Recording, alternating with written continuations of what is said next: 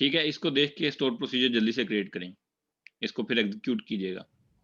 Sir procedure के आगे जो आपने लिखा है गेट स्टूडेंट, वो कोई भी हम नाम रख सकते हैं? जी, कोई भी नाम आप रख सकते हैं, ये जस्ट लाइक फंक्शन है, फंक्शन नेम आप कुछ भी रख सकते हैं। ठीक है, उसके बाद पैरामीटर है, पैरामीटर नेम भी आप कुछ भी रख सकते हैं। ठीक है, फिर यहाँ पे टेबल नेम आता है और यहाँ पे टेबल का वो कॉलम नेम आता है जो आपने मैच करना है। ठीक है, बाकी आगे पैरामीटर नेम आप कुछ भी रख सकते हैं। ठीक है, ये यहाँ पे लिखा भी आ रहा है, देखें पैरामीटर।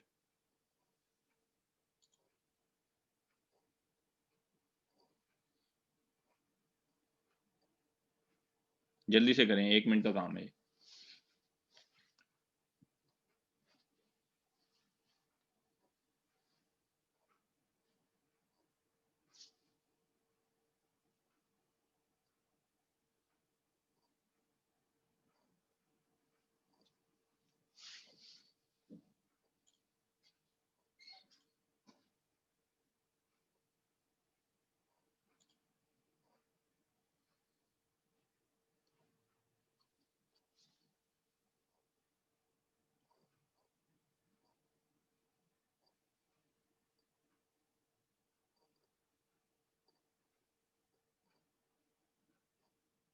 हो गया?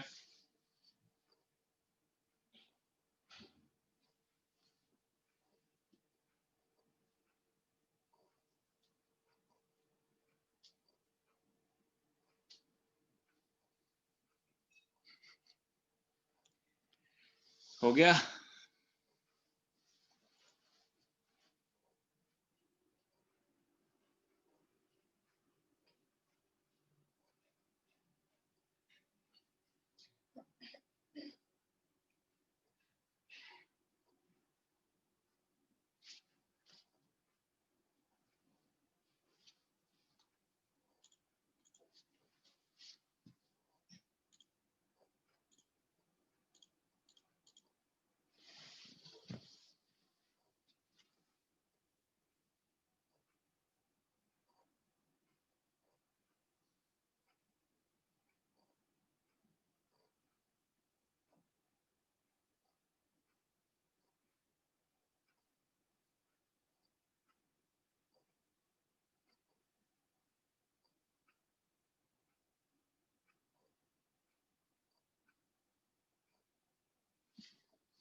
पैरामीटर नेम आप कुछ भी रख सकते हैं, लेकिन इसके साथ ऐट लगाना जरूरी है। ठीक है, अदरवाइज उसको पता नहीं लगेगा कि ये पैरामीटर है।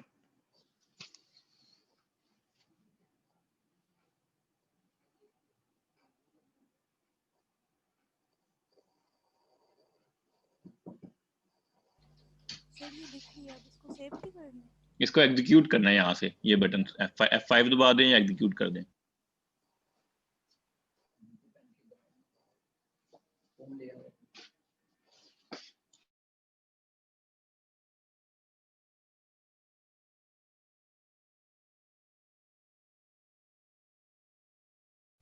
सर हो गया। हो गया, चलें, गुड है। फिर उसके बाद अब एक विंडोज फॉर्म एप्लीकेशन बनाएं, उसमें एक टेक्स्ट बॉक्स लगाना है और एक बटन लगाना है। ठीक है,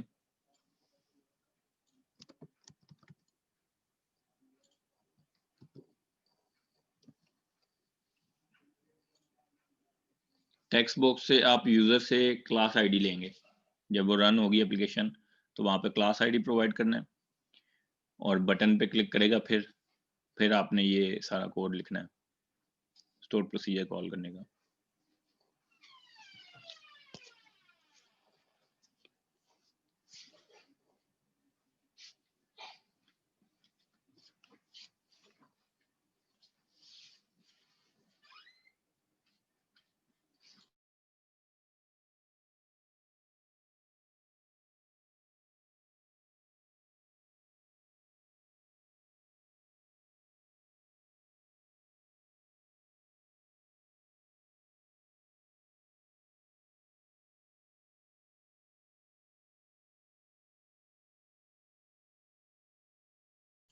अम्मार,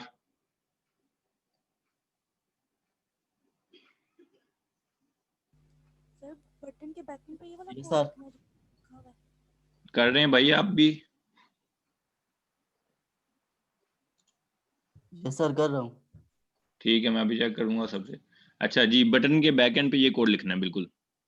यहाँ पे जो स्टोर प्रोसीजर उसका नाम लिखना है, यहाँ पे जो भी पैरामीटर आपने सेट किया है वो लिखना है, और यहाँ पे जो टू है इसकी जगह पे आपने करना है टेक्स्ट बॉक्स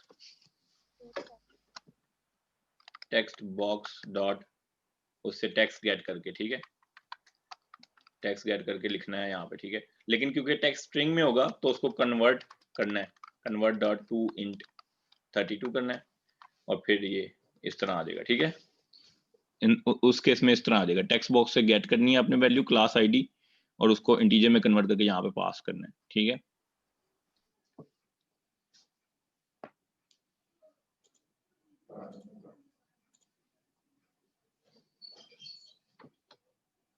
उसके बाद यहाँ पे जो है कंसोल डॉट राइट लाइन की बजाय आप स्टूडेंट्स के नेम मैसेज बॉक्स में शो करा दें बस मुझे।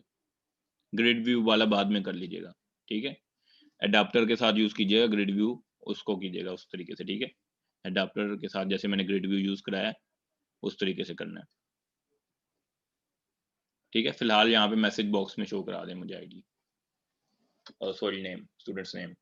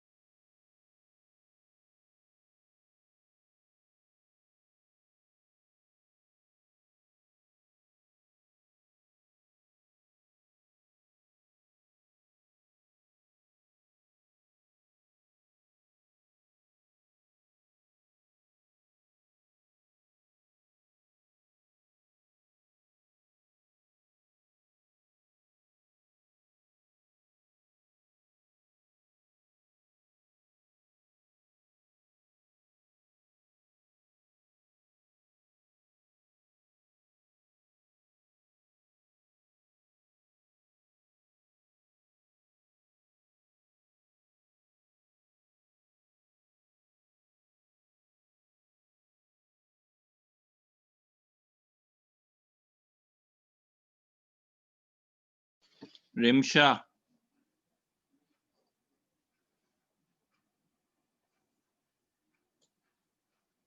ये जो सब लोग लेट आते हैं ना, दूसरा सेशन लेट ज्वाइन करते हैं, वो सब इसलिए करते हैं क्योंकि वो बाद में उनको होश आता है कि दूसरा सेशन स्टार्ट हो गया, वो भी ज्वाइन कर लें, ज्वाइन करके फिर चले जाते हैं।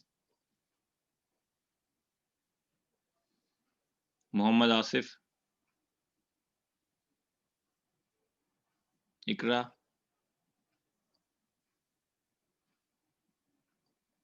अक्सा,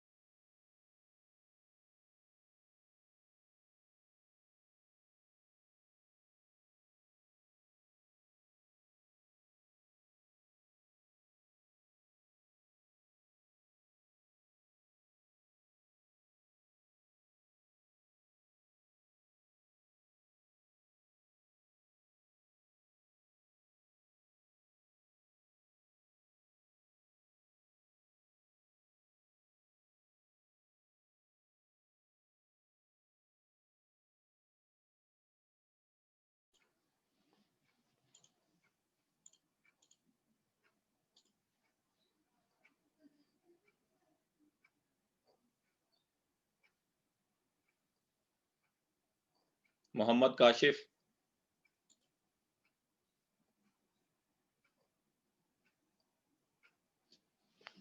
ये भाई तो ज्वाइन करने करते साथ ही सो गए।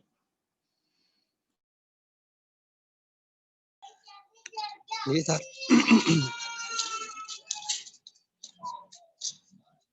अच्छा हो कोड कर रहे हो? सर मैंने तो अभी ज्वाइन किया, अभी देख रहा हूँ। ये तो इतनी लेट ज्वाइन क्यों किया आप लोग आपने? सर इधर थोड़ा नेट का मसला था इसलिए।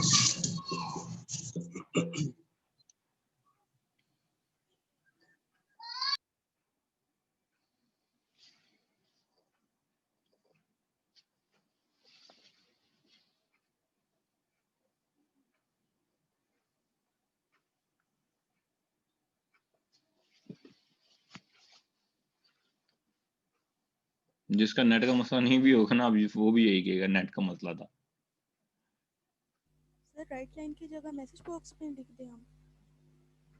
किसकी जगह? हाँ, right line, console right line की जगह मैसेज बॉक्स में शो करा दें बस नेम। सर उसके अंदर सिर्फ नेम देंगे, सिर्फ जैसे इसके अंदर लिखा हुआ है? हाँ, सिर्फ नेम प्रिंट करा दें। वैसे तो सब कुछ ही रिटर्न होना चाहिए, अगर वहां पे आपने सिलेक्ट स्टैटिक लिखा हुआ है तो सब कुछ रिटर्न होगा, लेकिन कोई भी एक कॉलम की वैल्यू यहाँ पे शो करा दें। सर हम मैंने तो यही वाला लिखा है जो आपने लिखा ठीक है, ये भी ठीक है। यहाँ पे बस ये है कि जो भी स्टोर प्रोसीजर आपने लिखा बनाया है उसका नेम यहाँ पे लिखें, और पैरामीटर का नेम भी यहाँ पे वही लिखें जो आपने वहां सेट किया है। बाकी नेम तो होगा, स्टूडेंट का नेम तो होगा, नेम कॉलम तो होगा वहां पे, वो यहाँ पे मैसेज बॉक्स में प्रिंट करा दें।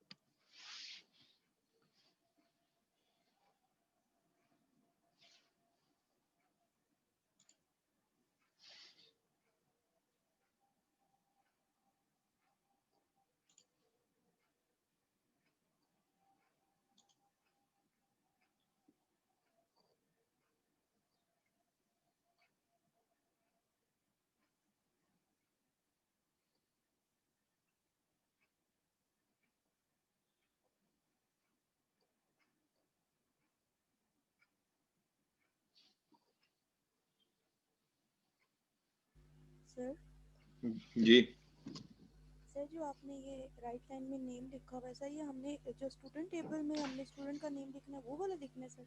जी, स्टूडेंट के टेबल में जो भी कॉलम का नेम है, कॉलम का जो भी टाइटल है, जो नेम है, वो यहाँ पे लिखना है।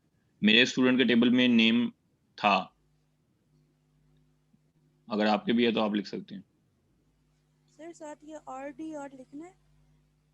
RDR ये लिखना है क्योंकि एक SQL डाटा रीडर में आएगा ना, जो भी रिजल्ट आएगा, जो भी डाटा आएगा, तो डाटा रीडर से वो लेना है। सर इस तरह भी मेरा एरर आ रहा है यहाँ पे, बाकी सारा सही हो गया। दिखाएं, शेयर करें स्क्रीन।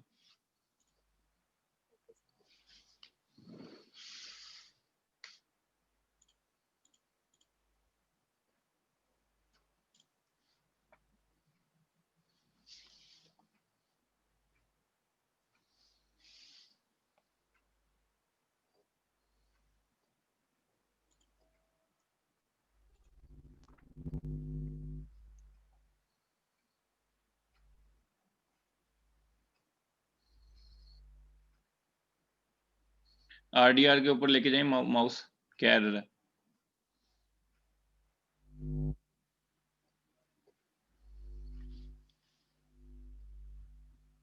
ये इस साथ जो आ रहा है, इसके बल्ब आ रहा है, इस पे क्लिक करें जरा।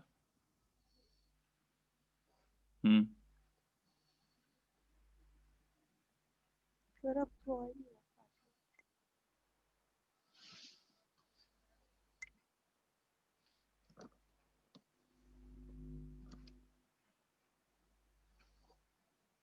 अच्छा,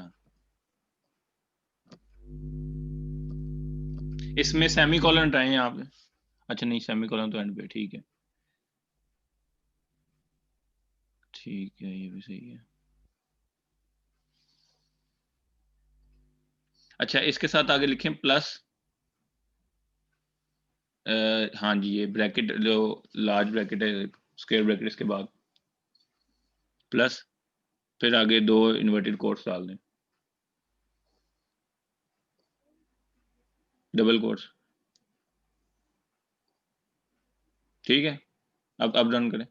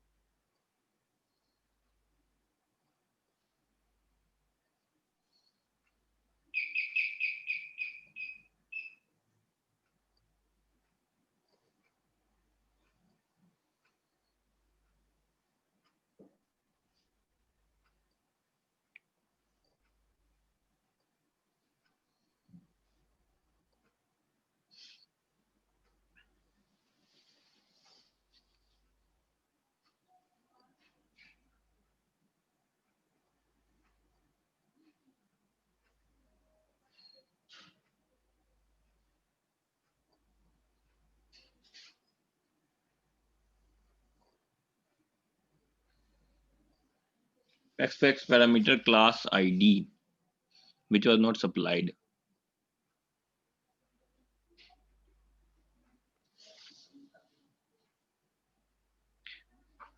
अच्छा, इसकी आपने कमांड टाइप सेट की है? कमांड टाइप नहीं सेट किया आपने। सर वो क्या मतलब? ये जो कमांड आपने बनाई हुई है, SQL कमांड वाली लाइन, इसके बाद इंटर मारें जरा, इंटर दबाएं, 29 लाइन जो है उसके एंड पे कर्सर रखें और इंटर दबाएं।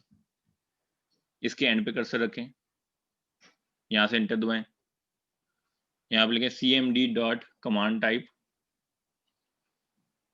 कमांड टाइप, टाइप नीचे वाला ये is equal to command type, इसी तरह कमांड टाइप लिखें, C बड़ा और T बड़ा, हाँ, डॉट स्टोर प्रोसीजर,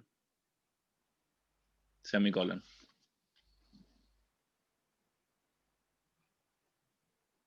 अब चेक करें जी, अब रन करें। इसकी स्टोर प्रोसीजर, अगर आपने SQL कमांड में स्टोर प्रोसीजर का नेम दिया है क्यूरी के बजाय, तो यहाँ पे कमांड टाइप सेट करना जरूरी है, अदरवाइज उसको एज अ क्यूरी वो ट्रीट करता है।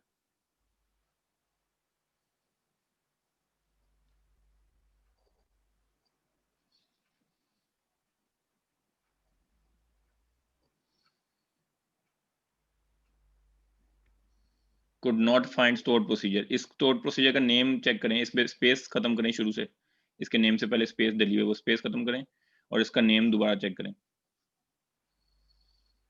गेट स्टूडेंट, ठीक है।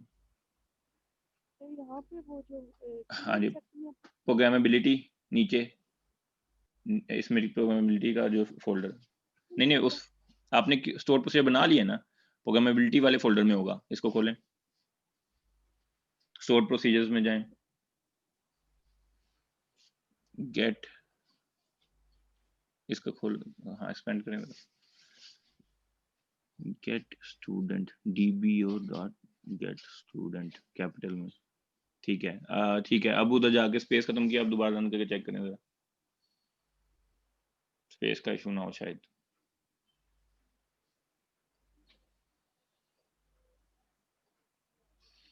अभी भी नहीं मिल रहा। डेटाबेस यही है, क्लास, क्लास के स्पेलिंग चेक करें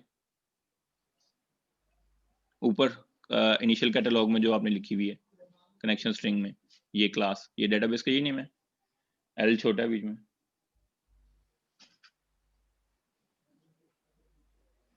अभी भी नहीं मिल रहा। डेटाबेस दोबारा चेक करें, क्लास ही नाम से ये डेटाबेस, तो ये कनेक्शन से ही मैंने पहले दफा होती है इसकी वजह से। कनेक्शन ठीक है, दिखाएं वो एसक्यूएल, एसक्यूएल मैनेजमेंट स्टूडियो दिखाएंगे, क्लास, सर ये मैंने दो टेबल बनाए थे, एक क्लास का और एक स्टूडेंट। ठीक है। अच्छा, वहां पे dbo डॉट गेट स्टूडेंट लिख के देखें। सर कहाँ पे विजुअल? हाँ, विजुअल स्टूडियो में जो गेट स्टूडेंट का आपने स्टोर प्रोसीजर का नेम डाला, वहां पे dbo डॉट करके देखें, तो वहाँ पे स्मॉल dbo, स्मॉल लेटर्स में, स्मॉल लेटर्स में।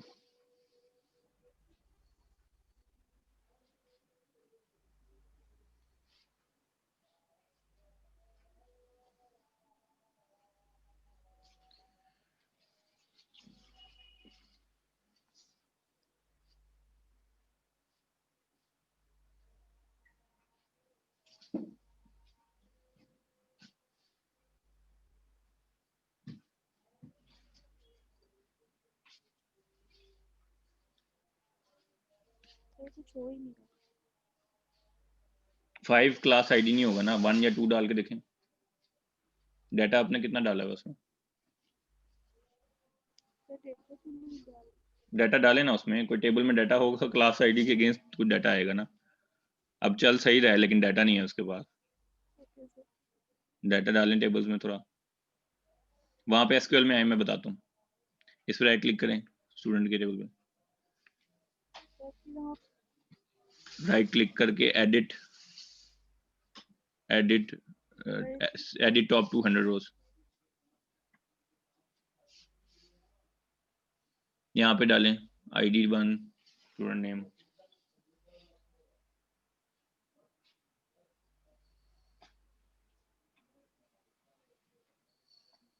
एक और डाटा डाल दें, एक और रो,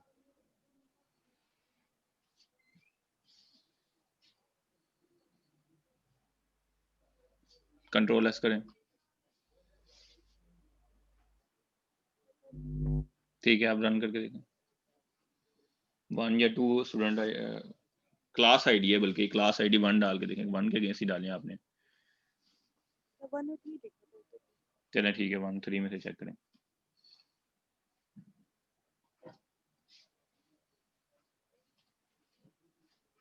ठीक है, आ गया,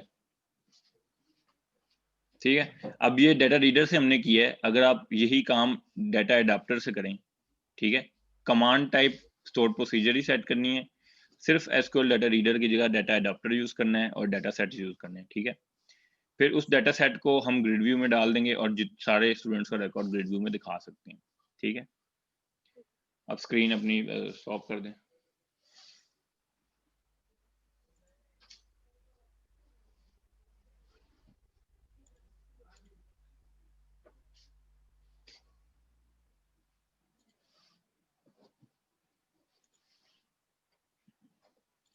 ठीक है जी। एक स्टूडेंट ने जिसने मुझे दिखाया, मैंने उनका जो भी मसला था हल कर दिया है। अब आप लोग भी अगर करते इसी तरह तो मैं आप लोगों की भी हेल्प कर सकता था। कोई मसला आता है लाइव क्लास में, आप वो रिजॉल्व करवा सकते हैं अगर आप काम करें। अच्छा, अब अगली असाइनमेंट बहुत इजी है, कुछ लोगों ने कर भी लिया है। अगली असाइनमेंट ये है कि जो हमने इंटरनेट प्रोवाइडर का की एप्लीकेशन बनाई थी, ये 4 फॉर्म्स बनाए थे, उनमें डेटाबेस लगानी है। ठीक है, डाटा रीडर से भी लगानी है और डाटा एडाप्टर से भी लगानी है। ठीक है, कैसे लगानी है कि ऐड पैकेज का बटन है, उसके बाद ऐड पैकेज का फॉर्म आता है। आपने जो भी डाटा यूजर प्रोवाइड करेगा उस फॉर्म में और सबमिट करेगा, सबमिट पे वो सारा डाटा अपने डेटाबेस में सेव करना है पैकेज के टेबल में। ठीक है, दूसरा फॉर्म है ऐड यूजर। ऐड यूजर के फॉर्म के में भी सारी फील्ड्स आती हैं, ये सारी फील्ड्स यहाँ पे लिखी हुई हैं, नेम, सरनेम, कॉन्टैक्ट नंबर वगैरह। वो सब यूजर प्रोवाइड करेगा, वो आपने सेव करनी है। ठीक है, यूजर्स के टेबल में। अच्छा, यूजर्स टेबल का नाम ना रखिएगा, बल्कि इंटरनेट यूजर रख लीजिएगा टेबल का नाम। ठीक है, क्योंकि यूजर एक प्री डिफाइंड कीवर्ड भी है एसक्यूएल में, तो उससे मसला हो सकता है। हम उससे भी यूज कर सकते हैं, एक तरीका है, जैसे मैंने यहाँ पे क्यूरी लिखी है, सिलेक्ट स्टैटिक फ्रॉम यूजर्स। ठीक है, मैं यहाँ पे ये वाले लार्ज ब्रैकेट्स, स्क्वायर ब्रैकेट्स डाल दूं, तब भी काम हो जाता है मेरा, ये वर्क करेगा। लेकिन आपको कोई इशू आ ना जाए, इसलिए मैं कह रहा हूँ इसका टेबल का नाम इंटरनेट यूजर्स रख लीजिएगा। ठीक है, अच्छा, ऐड यूजर में एक ड्रॉप डाउन है जिसको कॉम्बो बॉक्स कहते हैं, पैकेजेस का, कि जो यूजर आप ऐड कर रहे हैं उसने कौन सा पैकेज सब्सक्राइब किया है, वो पैकेज भी ड्रॉप डाउन से उसमें सेलेक्ट करना है। उस ड्रॉप डाउन को आपने फिल करना है डेटाबेस से। डेटाबेस में ऐड पैकेज के फॉर्म से जितने भी पैकेजेस सेव किए जा चुके हैं, वो सब पैकेजेस आपने इस ड्रॉप डाउन में दिखाने हैं। ठीक है, डेटाबेस से गेट करके ये कॉम्बो बॉक्स को आपने फिल करना है। ठीक है, और जो यूजर सेलेक्ट करेगा वो यूजर्स के टेबल में सेव होगा वो पैकेज। ठीक है, फिर तीसरा फॉर्म है अपडेट यूजर पेमेंट। ठीक है, इसमें यूजर आईडी प्रोवाइड करेगा, वो एक टेक्स्ट बॉक्स होगा जिसमें यूजर आईडी प्रोवाइड करेगा और एक फैच का बटन होगा। जैसे ही वो फैच का बटन दबाएंगे, यूजर जो आईडी उसने प्रोवाइड की है उसकी सारी डिटेल्स आ जाएंगी। ठीक है, फिर उसके बाद आप उसकी फीस और डाल के सेव कर सकते हैं। अगर यूजर की डिटेल्स नहीं भी आती तब भी इट्स ओके। ठीक है, यूजर का नेम सिर्फ शो करा दें लेबल में, तब भी ठीक है। ठीक है, फिर नीचे फील्ड्स होंगी, फीस पेड, या फील्ड्स ना भी हों, सिर्फ यूजर का नेम आ जाए, उसके बाद वो सेव के बटन पे क्लिक करे तो उसकी फीस पेड हो जाए। ये भी एक फील्ड आपने यूजर के टेबल में ही रखनी है, फीस की। ठीक है, जैसे ही वो बूलियन फील्ड रख लें। ठीक है, कि जैसे ही आप सेव का बटन दबाएंगे उस बूलियन फील्ड में 1 सेव हो जाएगा कि इसने फीस पेड कर दी है। यूजर्स के टेबल में ही होगा ये भी। इसके अलावा एक फील्ड रख सकते हैं यूजर के टेबल में, डेट ऑफ फीस। ठीक, जैसे ही आपने बटन दबाया, आपने करंट डेट गेट करनी है और वो करंट डेट इस फील्ड में जाएगी। ठीक है, कि इस डेट को इसने यूजर ने फीस पेड की है। ठीक है, चौथा फॉर्म सिंपल है, सर्च यूजर। इसमें यूजर आईडी वो प्रोवाइड करेगा टेक्स्ट बॉक्स में, नेम या ईमेल प्रोवाइड करेगा और बटन पे क्लिक करेगा तो नीचे एक ग्रिड व्यू होगा जिसमें वो रिजल्ट आ जाएगा यूजर का। ठीक है, जो भी यूजर आईडी उसने प्रोवाइड किया है, उसकी यूजर नेम, उसकी पैकेज कौन सा उसने लिया हुआ है, उसकी फीस पेड है, यानी ये सब चीजें उसमें आ जाएंगी। ठीक है, समझ आ गई? किसी को कुछ सवाल है इसमें?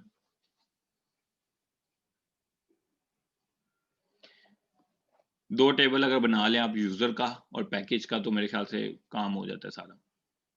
पैकेज के टेबल में पैकेज आईडी और पैकेज नेम होगा, यूजर के टेबल में user name, surname, contact, email address, subscription date, ये चीजें होंगी। लेकिन इसके साथ साथ उसमें यूजर के टेबल में सब्सक्राइब पैकेज भी होगा कि कौन सा उसने पैकेज सब्सक्राइब किया, वो फील्ड भी होगी।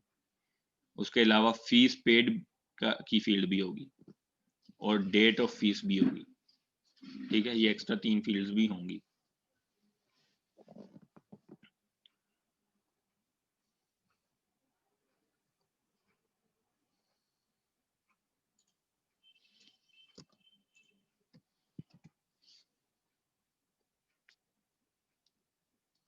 ठीक है, और पूरा प्रोजेक्ट आपने जिप करके या रार में कंप्रेस करके पूरा प्रोजेक्ट सेंड करना है, ठीक है।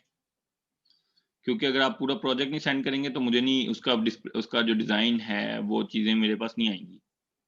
डॉक फाइल नहीं बनानी, पीडीएफ नहीं बनानी, ठीक है, या सिर्फ एक सीएस फाइल नहीं भेजनी, पूरा प्रोजेक्ट चाहिए, पूरा प्रोजेक्ट जिप करके भेजेंगे, सेंड करेंगे, ठीक है, अपलोड करेंगे।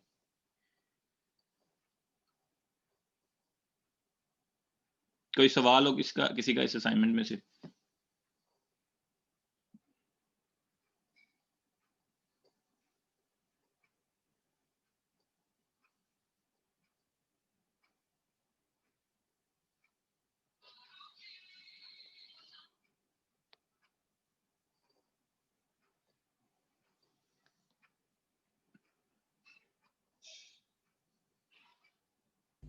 सर जो पिछले फॉर्म में हम पैकेजेस लिखते हैं वो कॉम्बो बॉक्स में नेक्स्ट फॉर्म में कैसे शो करवा सकते हैं सर? वो तो एक ही हाँ जी, मैंने आपको बताया, आपने एक फॉर्म से दूसरे फॉर्म में डाटा नहीं भेजना। ऐड पैकेज वाला जो फॉर्म है उसमें यूजर फील्ड सारी फिल करेगा और सबमिट का बटन दबाएगा, तो वो सारी डिटेल्स डेटाबेस में सेव होंगी पैकेज के टेबल में, ठीक है। फिर ऐड यूजर का जब फॉर्म वो खोलेगा तो उसमें जो कॉम्बो बॉक्स है उसमें डेटाबेस से आपने पैकेजेस के टेबल से सारी फील्ड्स ला के दिखानी है, सारे पैकेजेस ला के दिखाने हैं, ठीक है। समझ आई बात? जी सर, समझ आ गई, थैंक यू सर। तो ये सारी चीजें मेमोरी में नहीं होंगी, डेटाबेस में होंगी, ठीक है। डेटाबेस में ही स्टोर करना है, डेटाबेस से ही गेट करना है।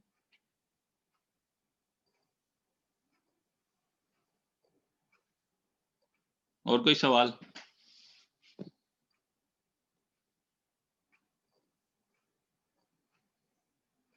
ठीक है, दो ही टेबल बनेंगे, यूजर का टेबल और पैकेजेस का टेबल। पैकेजेस के टेबल में पैकेज आईडी, पैकेज का name, monthly fees, data volume, speed, जो भी ये कॉलम्स लिखे हुए मैंने यहाँ पे ये बनाने हैं। यूजर के टेबल में user name, surname, contact number, email ID, address वगैरह ये सब बनाने हैं, ठीक है। लेकिन यूजर के टेबल में सब्सक्राइब्ड पैकेज की फील्ड भी होगी, ठीक है। अमाउंट ऑफ फीस पेड की फील्ड भी होगी और डेट ऑफ फीस ये भी होगी। 3 एक्स्ट्रा फील्ड्स भी होंगी, जो ये फील्ड्स लिखी हुई हैं इनके अलावा 3 एक्स्ट्रा फील्ड्स भी होंगी।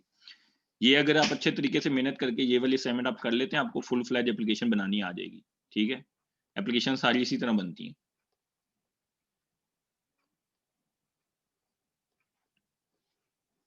इसमें हर चीज है आपके काम की। सर मिड के लिए सिलेबस बहुत ज़्यादा नहीं हो जाएगा? मिड के लिए हमारे अभी भी 2 टॉपिक्स रहते हैं, एक्सएमएल रहती है और एमडीआई फॉर्म्स रहते हैं। 2 टॉपिक्स अभी रहते हैं, लेकिन मैं आप लोगों को मैं ये नहीं पहले बता दूंगा कि अगर मैं एक्स्ट्रा पढ़ा रहा हूँ तो वो मिड के बाद का कोर्स है या मिड में आएगा। अभी मिड के सिर्फ 2 टॉपिक्स रह गए हमारे, क्लासेस हैं हमारी कुछ पढ़ी, लेकिन अभी टॉपिक सिर्फ 2 रह गए, ठीक है। उसके बाद वाला जो मैं पढ़ाऊंगा, अगर मैं पढ़ाता हूँ तो वो मिड के बाद वाला होगा।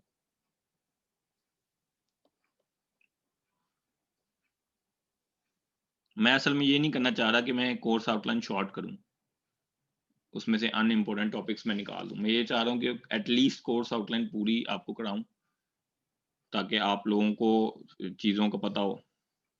जब आप कहीं जॉब करने जाते हैं तो आपको ये चीज़ें आती हों, काफ़ी सारी चीज़ें आपको आती हों, मैक्सिमम चीज़ें आपको आती हों, ठीक है। जब आप इंटरव्यू वगैरह देते हैं तो आपको शर्मिंदगी होती है अगर आपको चीज़ें ना पता हों, बहुत शर्मिंदगी होती है। तो ये चीज़ नहीं होनी चाहिए आप लोगों को।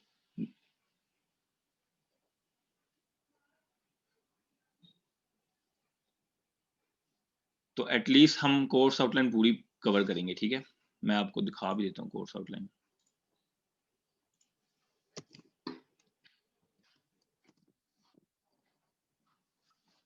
इसमें से मैं आपको दिखा देता हूँ कि मिड तक क्या कोर्स है और कहाँ पहुंचे हम। ये सब टॉपिक्स हमने कर लिए कवर। ये वाले लेक्चर 12 में प्रैक्टिस में ये जो लिखा होता स्टोर प्रोसीजर, ये आज हमने किया।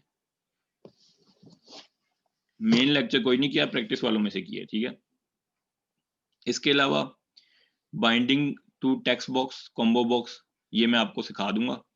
डाटा ग्रिड की मैं बाइंडिंग मैंने आपको सिखा दी है, ठीक है। यूआई से डायरेक्ट बाइंड करना भी सिखा दिया है और बैकएंड कोड से डाटा अडाप्टर फिल करके फिर उससे बाइंड करना भी सिखा दिया। कॉम्बो बॉक्स और टेक्स्ट बॉक्स से मैं आपको नेक्स्ट क्लास में सिखा दूंगा। इसमें भी हमने सारी चीजें ये कवर की हुई हैं, सिर्फ पिक्चर बॉक्स नहीं किया, वो भी मैं आपको बता दूंगा। ठीक है, नेक्स्ट क्लास में हम ये चीजें करेंगे। अब हमारे मिड से पहले ये 2 टॉपिक रह गए, XML और MDI पैरेंट फॉर्म। ठीक है, ये 2 टॉपिक्स रह गए हमारे मिड से पहले, तो ये हम कवर कर लेंगे 1-2 क्लासेस में। पीछे से सारा हमने कवर किया हुआ। क्रिएटिंग साइंटिफिक कैलकुलेटर भी बता दूंगा आपको।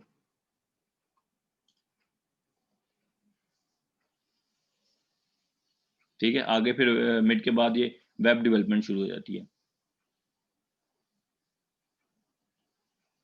ये सारी वेब की चीजें हैं।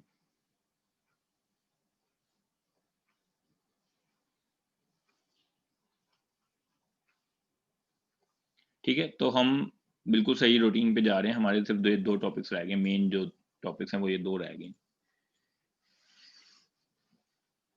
आप लोग बस ये करें कि असाइनमेंट पे फोकस करें। ये वाली असाइनमेंट खास तौर पे बड़ी इंपॉर्टेंट है।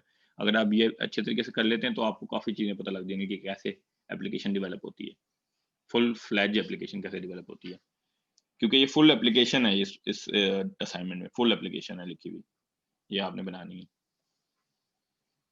लेकिन यूज वही करना है जो मैंने पढ़ाया है, एक्स्ट्रा चीजें यूज ना करें, खुद मुश्किल में ना पड़े। ठीक है,